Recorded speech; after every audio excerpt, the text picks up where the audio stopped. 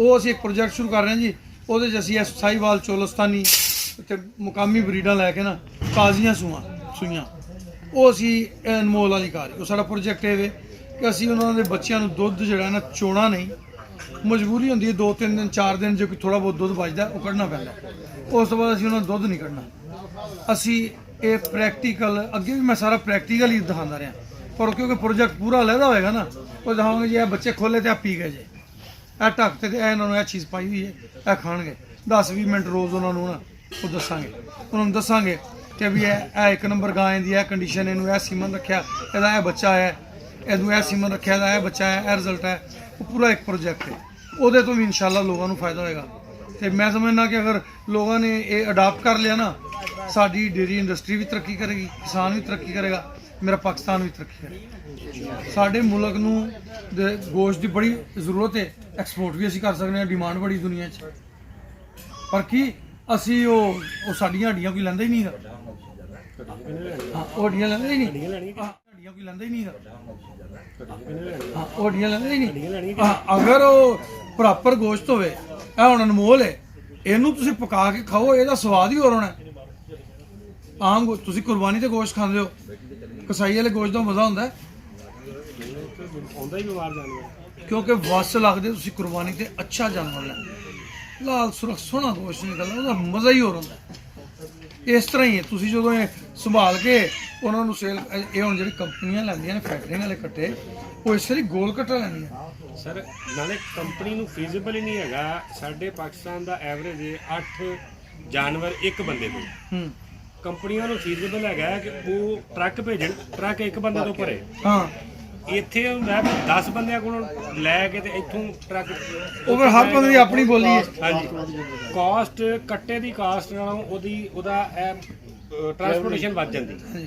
ਇਸ ਵਜ੍ਹਾ ਨਾਲ ਕੰਪਨੀਆਂ ਇਸ ਵੇਲੇ ਖਸਾਰੇ 'ਚ ਨੇ। ਮੈਂ ਜ਼ਾਤੀ ਤੌਰ ਤੇ ਸਮਝਦਾ ਕਿ ਪਾਕਿਸਤਾਨ 'ਚ 1000 ਜਾਨਵਰ ਦੇ 1000 ਫਾਰਮ ਕਮ ਤੋਂ ਚਾਹੀਦੇ ਨੇ ਜੇ ਅਵੇਅਰਨੈਸ ਦੇਣੀ। ਅੱਛਾ, ਫਿਰ ਇਹ ਦੇਖ ਲਓ ਕਿ ਕਿਸੇ ਬੰਦੇ ਨਾਲ ਮੈਂ ਫੇਸਬੁੱਕ ਤੇ ਬਦਤਮੀਜ਼ੀ ਨਹੀਂ ਕੀਤੀ, ਬੜੇ ਸਖਤ ਅਲਫਾਜ਼ ਮੇਰੇ ਵਾਸਤੇ ਇਸਤੇਮਾਲ ਕੀਤੇ गए ਨੇ। मैं ਉਹਨੂੰ प्यारे बेटे अस्सलाम वालेकुम, अल्लाह पाक आपको खैर बरकत से नवाजे, आप मुझ पे बहुतान बांध रहे हैं, रोज़े क़यामत इस पे सवाल उठाए जाएंगे। तेन पूछणगे भी तू बगैर तस्दीक तो तेन पता ही नहीं कट्टा कितने जमया है, तू ना तेन वजन कराया, तू डायरेक्ट मैंने झूठा कहता है, किवें कह सकदा। बंदे शर्मिंदा हो जाते सन कि भी यार लोग मेरे शफकात जी हाजर सर्विस पिंडी च होंदा, कहंदा राणा साहब ਆ ਫਰੀ ਨੇ ਤੁਹਾਡੇ ਤੇ, ਕਹਿੰਦਾ ਮੇਰਾ ਦਿਲ ਕਰਦਾ ਬਾਦਲ ਮੈਂ ਬੰਦੇ ਚੰਡ ਕੱਢ ਮਾਰਾਂ, ਕਹਿੰਦਾ ਤੁਸੀਂ ਕੌਣ ਹੋ, ਕਹਿੰਦਾ ਮੇਰਾ ਦਿਲ ਕਰਦਾ ਮੈਨੂੰ ਕਹਾਂ ਚੱਕਈ ਐਵੇਂ ਦਾ ਬੰਦਾ। ਮੈਂ ਕਿਹਾ ਨਹੀਂ ਜੀ, ਅਗਰ ਮੈਂ ਐਵੇਂ ਕਰਦਾ ਨਾ ਚਾਹੇ ਲੋਕ ਮੇਰੇ ਨਾਲ ਪਿਆਰ ਨਾ ਕਰਦੇ। ਇਹ ਉੱਠੀਏ ਜੀ ਭਾਜੀ, ਅੱਲਾ ਤੁਹਾਨੂੰ ਖੁਸ਼ ਰੱਖੇ, ਤੁਹਾਡੀਆਂ ਮੁਹੱਬਤਾਂ ਦਾ ਸ਼ੁਕਰੀਆ। ਤੇ ਇਹ ਤੁਹਾਡਾ 50 ਲੱਖ ਰੁਪਇਆ ਸੀ ਜਿਹੜਾ ਨਾ ਉਹ ਮੰਨ ਲਿਆ, ਇਹ ਆ ਗਿਆ ਔਨ ਦਾ ਰਿਕਾਰਡ। ਇਹ ਔਨ ਰਿਕਾਰਡ ਆ। ਹਾਂ, ਇਹਦੇ ਵਿੱਚ ਤੁਸੀਂ ਜਿਹੜਾ ਨਾ ਉਹ ਜਿੱਥੇ ਆਵੇ ਤੇ ਮੈਨੂੰ ਜ਼ਰੂਰ ਤੁਸੀਂ ਯਾਦ ਕਰ ਲੈਣਾ। ਤੇ ਤੁਹਾਡੀ ਜਿਹੜੀ ਮੁਹੱਬਤ ਹੈ ਨਾ 1 ਕਰੋੜ ਰੁਪਏ ਦੀ। ਹਾਂ,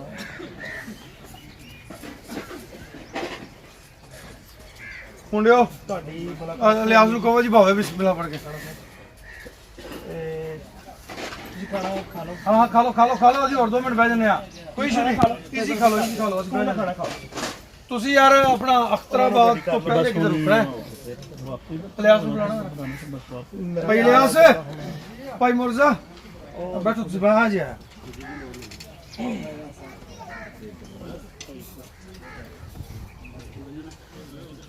ਆ ਜਾਓ ਜੀ, ਆ ਜਾਓ ਜੀ।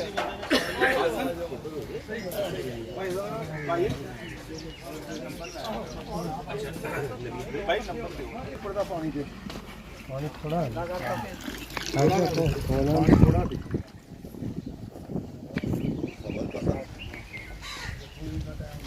ਪਹਿਲੇ 2 ਮਿੰਟ ਹੋ ਜਾ ਭਾਈ, 10 ਬਣਾਓ, ਇੱਕ ਨਾ ਕੀ ਹੁੰਦਾ ਖਰਾਬ ਆਈ, ਇੱਕ ਦਿਨ ਚੱਸ ਨਹੀਂ ਆਣੀ।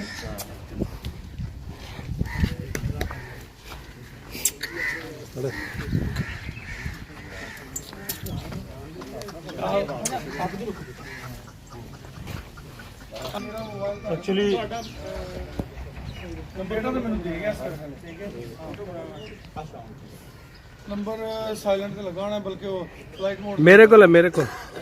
ਅੱਛਾ ਦਿਓ ਖਜ਼ਰਾ ਸੀ ਵੀ ਬੋਲਦੇ ਰਾਣਾ ਸਾਹਿਬ ਦੇ ਨਾਲ ਬਿਸਮਿਲ੍ਲਾ ਸਾਹਿਬ। ਰਾਣਾ ਅੰਜੁਮ ਨਾਮ ਹੈ ਮੇਰਾ ਤੇ ਸਾਈਵਾਲ ਦੇ ਵਿੱਚ ਮੇਰਾ ਡੇਅਰੀ ਫਾਰਮ ਆ ਤੇ ਲੰਡਨ ਬਿਜ਼ਨਸ ਆ ਤੇ ਅਨਮੋਲ ਅੱਜ ਸਾਡੇ ਖਾਣੇ ਤੇ ਤਸ਼ਰੀਫ ਲਿਆਇਆ ਤੇ ਇਹਨਾਂ ਨੂੰ 50 ਲੱਖ ਦੀ ਆਫਰ ਆ ਮਾਸ਼ਾਅੱਲਾ ਬਿਸਮਿਲ੍ਲਾ ਸਰ। ਜਦੋਂ ਔਰ ਵਕਤ ਦੇ ਨਾਲ ਨਾਲ ਇਹ ਮੇਰੀ ਆਫਰ ਹੋ ਚੁੱਕਿਆ ਅੱਜ 1 ਸਾਲ ਦਾ, ਇਸ ਲਈ ਇਹ ਆ ਤੇ ਇਨਸ਼ਾਅੱਲਾ ਅਗਰ ਚੁੱਕੇ ਇਹਦੇ ਬਹੁਤ ਜ਼ਿਆਦਾ ਫੈਨ ਆ ਤੇ ਇਨਸ਼ਾਅੱਲਾ ਇਹ ਅਗਰ ਜੋ ਹੀ ਇਹਦੀ ਉਮਰ ਵੱਧਦੀ ਹੈ ਅੱਲਾ ਯਾਤੀ ਦੇਵੇ ਤੇ ਇਹਦੇ ਨਾਲ ਅਸੀਂ ਮਜ਼ੀਦ ਇਹਦੇ 'ਚ ਵੱਧ ਰਹੇ ਹਾਂ ਤੇ ਇਹ ਸਾਡਾ 50 ਲੱਖ ਦੀ ਆਫਰ ਜਿਹੜੀ ਇਹ ਕਾਇਮ ਆ ਤੇ ਬਿਸਮਿਲ੍ਲਾ ਐਨੀ ਟਾਈਮ ਰਾਣਾ ਸਾਹਿਬ ਜਿਹੜਾ ਉਹ ਹੁਕਮ ਕਰਨ ਅਸੀਂ ਹਾਜ਼ਰ ਔਨ ਦਾ ਸਪੌਟ। ਕੀ ਬਾਤ ਹੈ ਜੀ ਮਾਸ਼ਾਅੱਲਾ।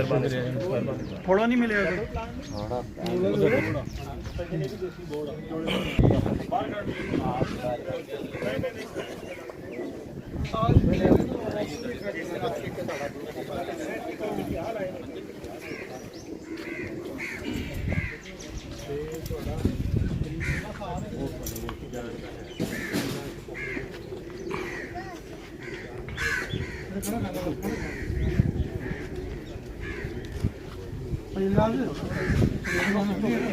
ਕਮਰੇ ਗੇੜ ਨੂੰ ਹੋਣਾ ਪਤਾ ਲੱਗ ਗਿਆ